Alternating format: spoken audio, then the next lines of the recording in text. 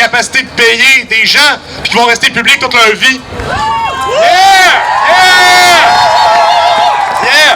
Munissons-nous d'un système de transport en commun gratuit, efficace, qui rejoint tous les quartiers, toutes les villes, toutes les communautés.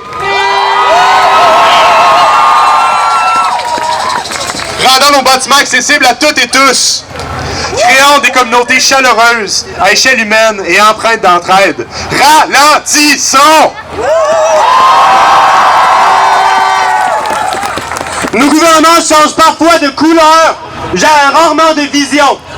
Bannir les énergies fossiles, taxer la richesse et réinvestir dans le filet social, ça se fera pas si on les force pas à le faire.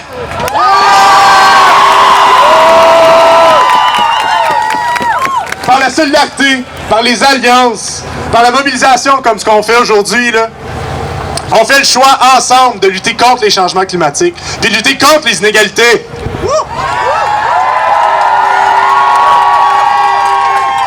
On lutte parce qu'on veut une société qui respecte les droits de tout le monde, qui partage la richesse et qui place l'amélioration de nos conditions de vie au cœur de la lutte au changement climatique.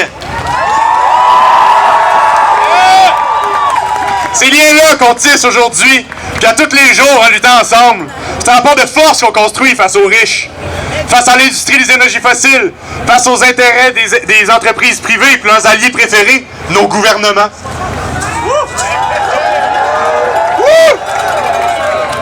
Puis aujourd'hui, on est toutes et tous là, pour soi, pour les autres, pour nous, pour le futur! Yes! Merci, lâchons pas la lutte! Les compagnies font des profits sur le dos des démunis!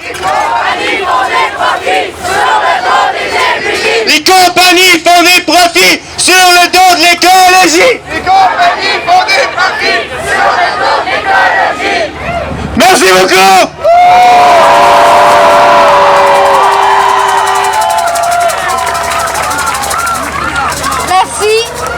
Merci beaucoup, Jérémy et Louis-Frédéric. Maintenant, je vais passer la parole à Anaïs, citoyenne de Mercier-Hochelaga-Maisonneuve, qui s'implique depuis plusieurs années dans Mobilisation 606 000, un groupe de personnes qui luttent pour la création d'un parc nature et la préservation des espaces verts et contre la construction d'un parc à conteneurs dans leur quartier.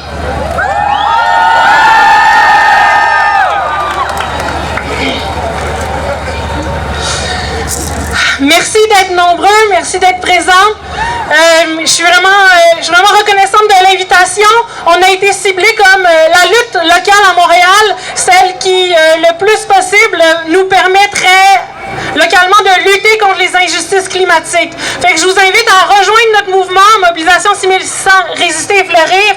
Ça fait 6 ans qu'on se bat contre des grosses industries qui veulent détruire les espaces verts du quartier pour permettre le plus grand parc de conteneurs en Amérique du Nord, pour construire plus de routes, pour l'augmentation du camionnage, pour les expansions portuaires, pour une réindustrialisation de l'Est. Est-ce que c'est la ville qu'on choisit pour notre futur? Non! On a besoin de la protection des espaces verts, on a besoin d'une communauté qui se tient ensemble debout. Je vous invite à nous rejoindre parce que la menace, elle se rapproche à tous les jours. Les industries sont de plus en plus pressantes.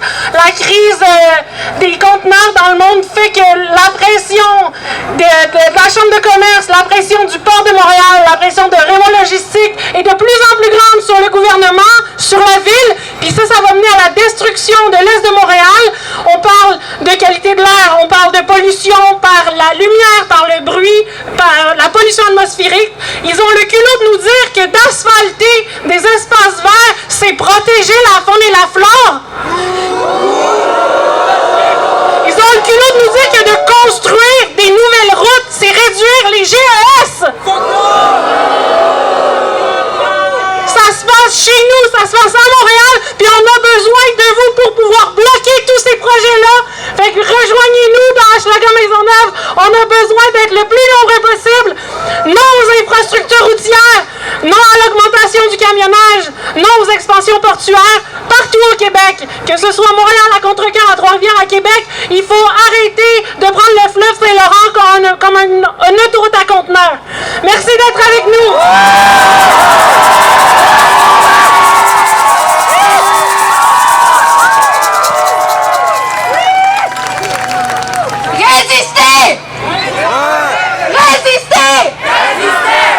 Résister!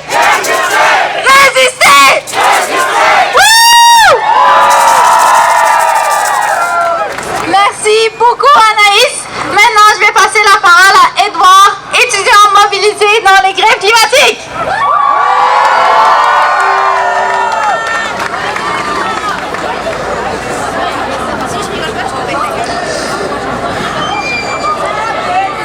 Je souhaite pas dire ici ce qui a déjà été tant dit, et si bien dit, qui en fin de compte, tristement est devenu presque banal.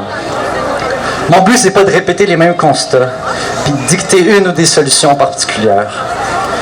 Tout ce que j'aimerais dire aujourd'hui, c'est qu'il faut s'engager, avec tout ce qu'on sait, puis avec tout ce que ça implique.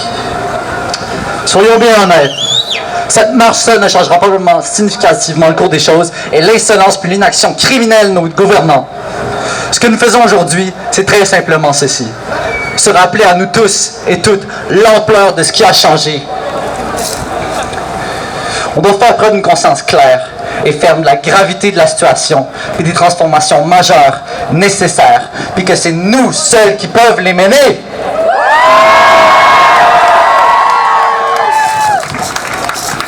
Que cette manifestation et toutes les autres témoignent encore une fois de l'indignation générale puis du refus clair de la population pour tolérer les maux que cette société nous afflige puis ceux qu'elle cause tout autour d'elle. Toutefois, c'est une chose réaliser l'horreur du monde. C'en est un autre de le dénoncer. Mais là où nous devons en venir, ce qui est essentiel, ce qui doit nous occuper principalement, c'est de le transformer par nous-mêmes, par nos propres moyens, puis pour nous. Pour agir radicalement, pour aller vers l'inconnu puis créer le nouveau, pour s'engager, il faut ressentir au plus profond de soi à quel point le présent est intolérable, puis à quel point il y a une nécessité vitale pour soi et les autres d'en sortir. Il faut vouloir cette transformation, la désirer.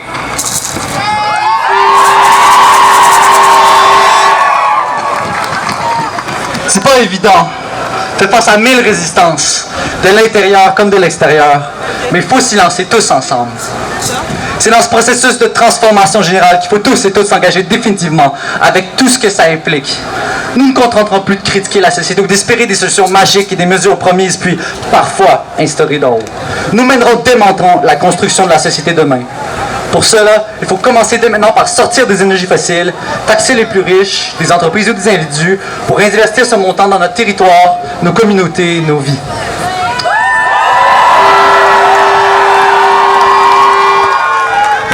Nous savons la nécessité d'une authentique révolution de la société et nous ne réfléchissons et travaillons dorénavant à rien de moins que cela. Une discussion, une assemblée, une grève à la fois, dans nos écoles, dans nos lieux de travail, dans nos espaces publics, par la pensée, la parole ou le geste, ayant la détermination de s'unir et lutter activement pour ce que nous savons nécessaire.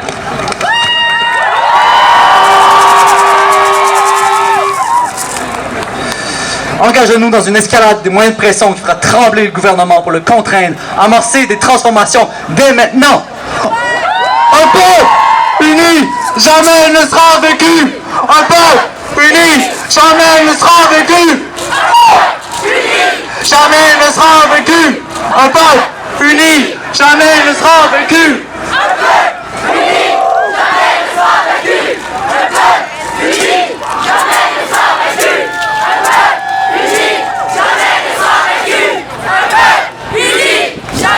Merci tout le monde, merci d'être venus.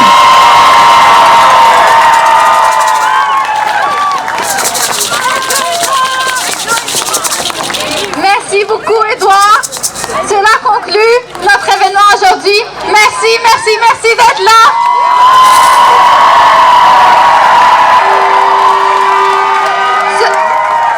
Ce n'est pas la fin, ce n'est que le début. On continue. On est plus chaud que le climat, on est plus chaud que le climat, on est plus chaud que le climat, on est plus chaud que le climat, on est plus chaud que le climat, on est plus chaud.